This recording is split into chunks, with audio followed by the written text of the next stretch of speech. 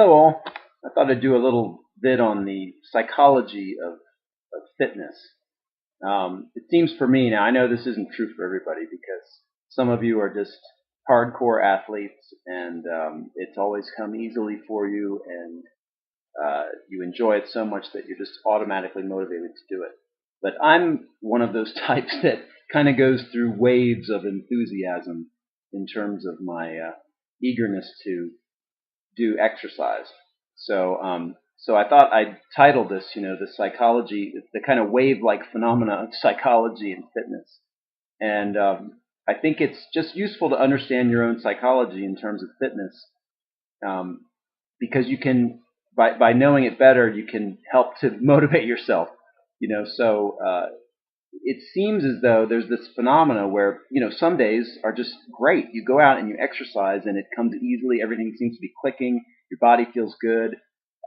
Perhaps your nutrition is at the right level. The weather is, cooperating and everything seems to be perfect. And so you go out and it's really enjoyable.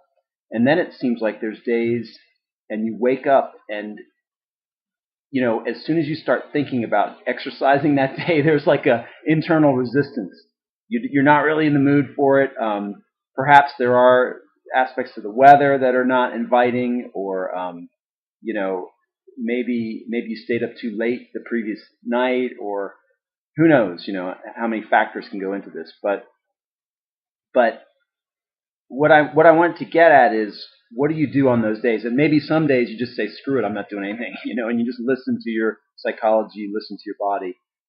Of course, you can't let that take over, and then you just stop exercising altogether. But what I wanted to get at is, let's say you go and exercise anyway, even though you don't want to. And through the course of the exercise, you still have that kind of, I'm not really enjoying this, I don't really like it, but I'm doing it because I know it's good for me. So, that can be one way to do it. It's just like, grit your teeth and get through it. But an interesting thing is, often once you start moving and you get the endorphins going, it starts to become more enjoyable. So that's one thing.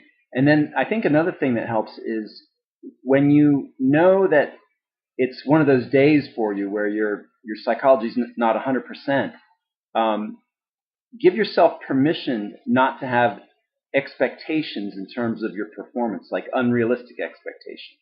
And maybe that's a good rule for all fitness. Just kind of make a point from the get-go to listen to your body and see what it can do for that day.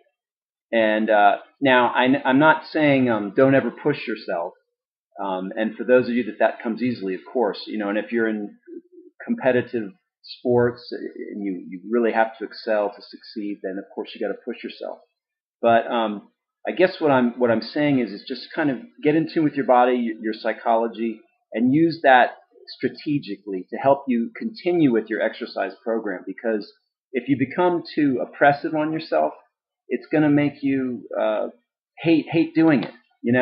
So you want it to be fun, you want it to be enjoyable, and by knowing those days where you're not really into it and you do it anyway, go as hard as you can, do as much as you can, but at the same time, don't beat yourself up because it's not as far as you went last time, or it's not as intense, or maybe you didn't do quite as many repetitions in a particular exercise.